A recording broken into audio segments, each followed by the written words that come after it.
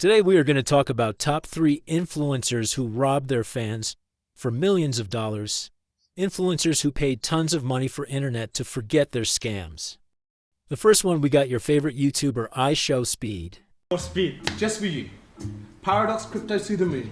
Paradox, crypto to the moon. In what started as a live stream to meet Cristiano Ronaldo and give away PS5s, quickly turned into a nightmare after fans realized the meetup was fake and was being used to promote a scam. Literally, they used a fake Cristiano Ronaldo who couldn't play soccer and was wearing a Buy Paradox Crypto Coin t-shirt. And it quickly got worse. The live chat started calling Paradox Coin a scam in the middle of this sponsored stream and called IShowSpeed a sellout, which caused him to get very angry.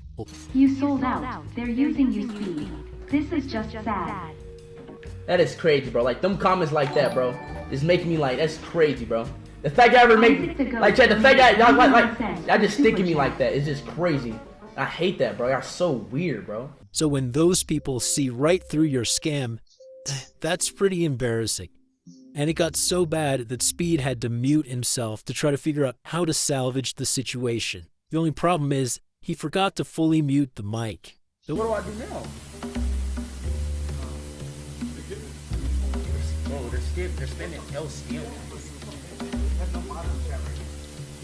Got very humble in the sense where my dad was a taxi driver, worked all his life, and alhamdulillah, we started doing a bit of businesses. We done alhamdulillah, we done all right. Very and good. now we're just celebrating life in the sense where Life is step by step, thank 100%, God. 100%. Wait, how's Money Cakes talking about life is step by step? What was your step 1? Being the son of a billionaire? Time to go back to IShowSpeed, trying to keep his chat from figuring out what's going on. Oh, yeah. Alright, so look. It's cool now.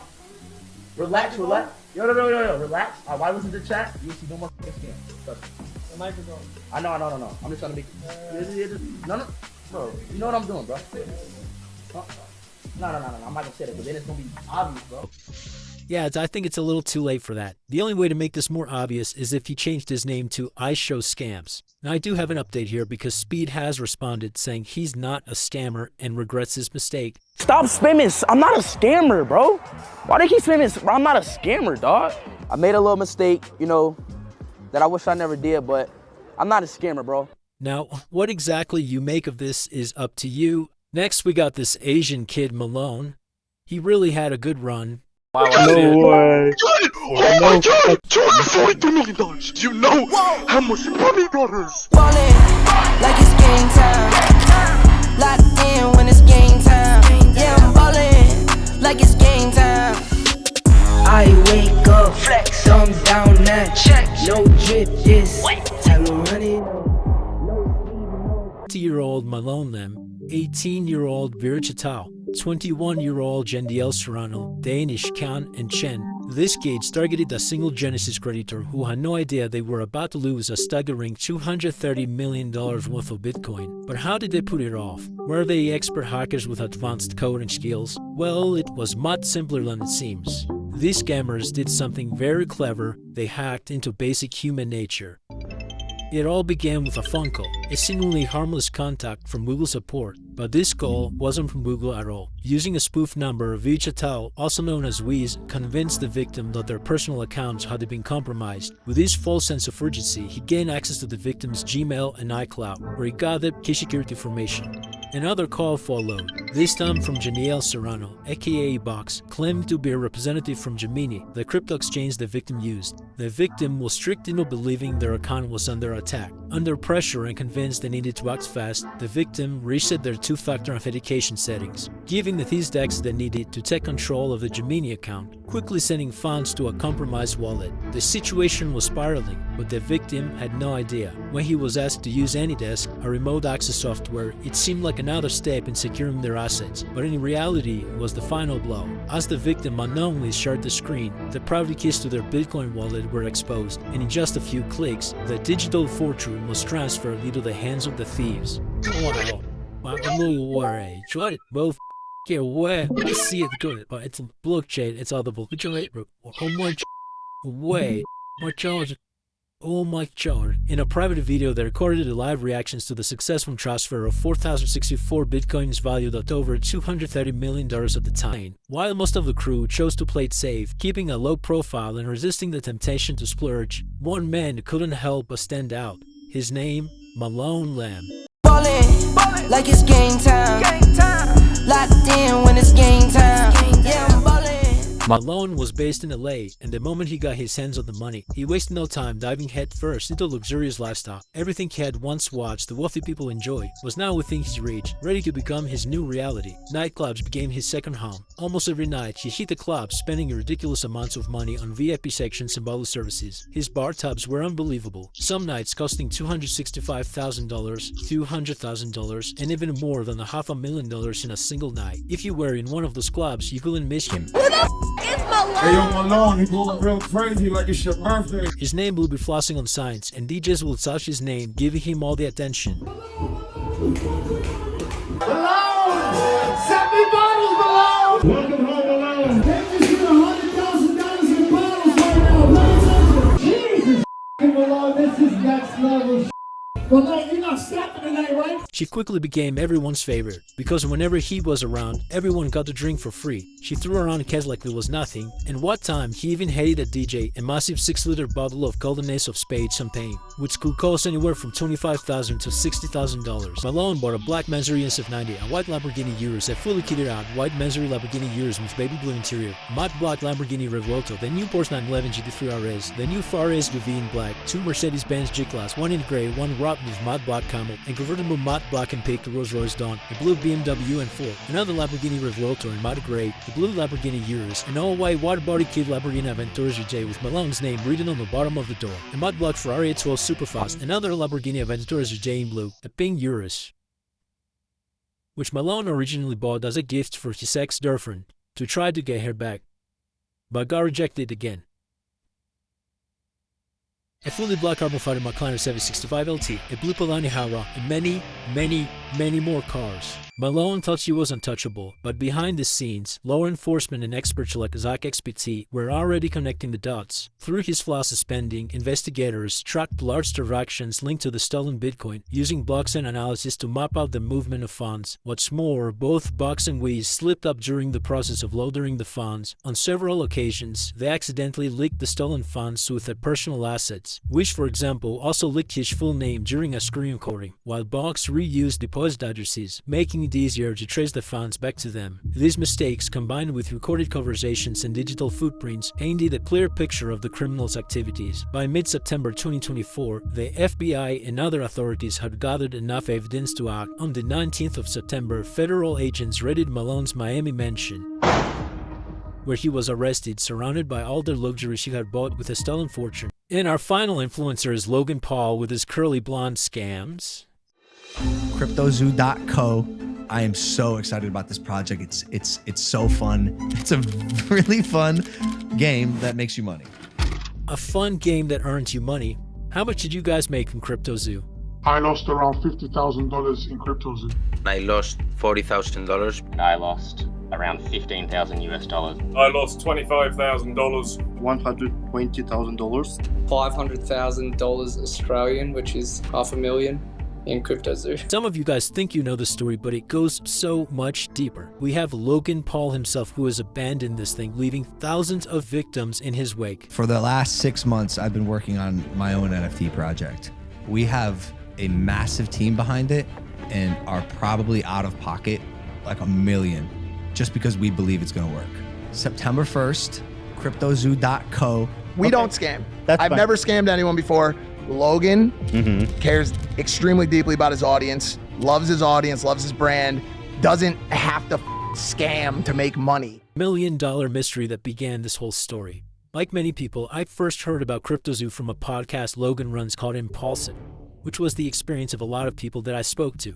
So I first heard about it on the Logan Paul podcast. Impulsive, I think. It was off one of the Impulsive episodes. The thing that I'm most excited for, and this is the first time I've ever said anything about this, for the last 6 months, I've been working on my own NFT project. I think there needs to be a fresh take, and this project that I have is that fresh take. CryptoZoo, it was different.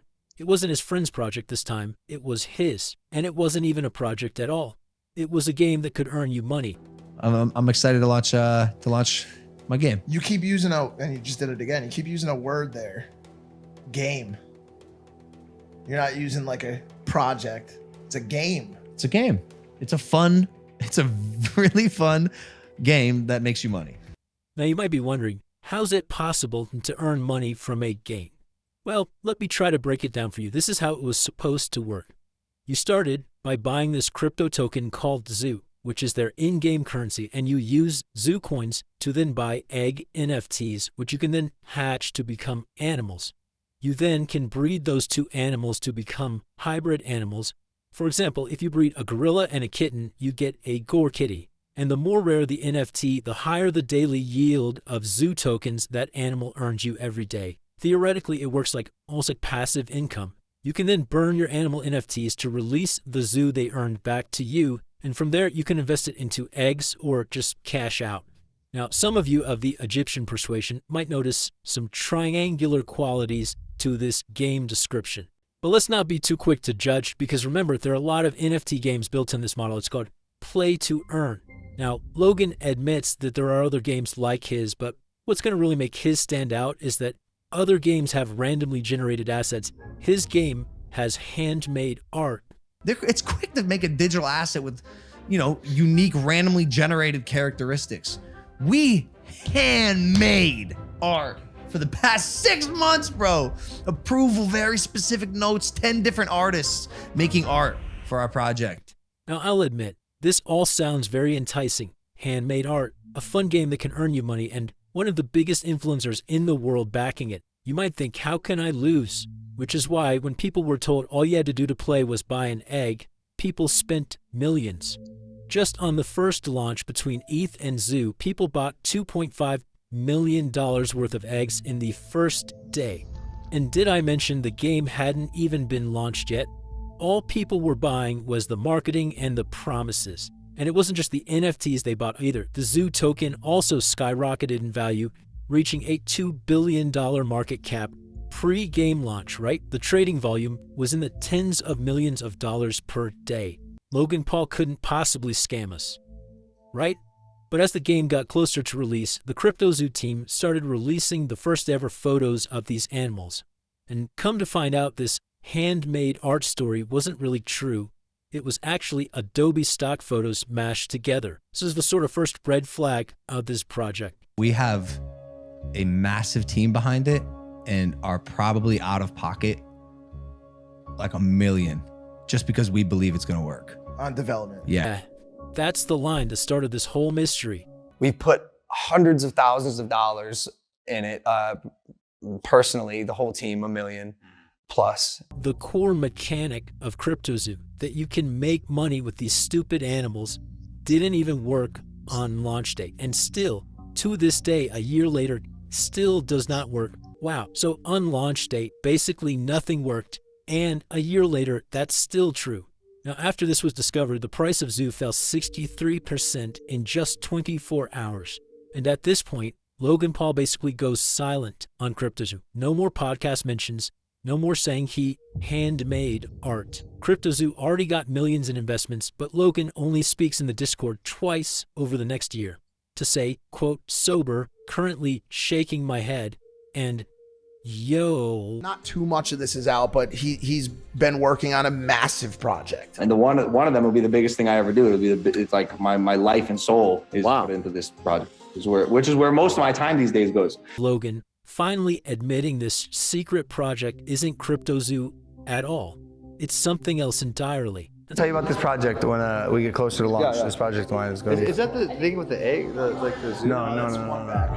Okay, this one's This one's going to be, yeah. This will be the craziest I've ever done. Oh man, can you imagine if you're one of these investors and Logan Paul's going pitching this new secret project and you're thinking it's CryptoZoo and someone's like, oh, is it that thing with the eggs? And he's like, no, definitely not. That was the last project. This is the real project that I'm working on. Thankfully, people didn't just let this slide, because as he went around making the rounds on his new project called 99 Originals, people were like, hey, didn't you just abandon your last one? And unsurprisingly, it's not his fault. It's sad because of what I just said. There's so much going on behind the scenes. Like, Doug, I'm not the bad guy here. Yeah. There's some actual out there. Yeah. And it's not me. Like, I'm here to build. This is a space where a lot of people do see dollar signs. Like any burgeoning industry, if there's money to be made, there's going to be both good and bad people. There's a lot of shady characters in the crypto space. I'm learning all of it. We had an issue with CryptoZoo, where our lead developer took the code that he made, fled to Switzerland, and like held it hostage for $1 million.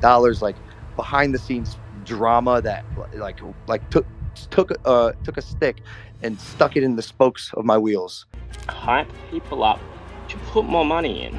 All the while in the background, things are going down, things are hitting the fan, and you've left us holding the bag.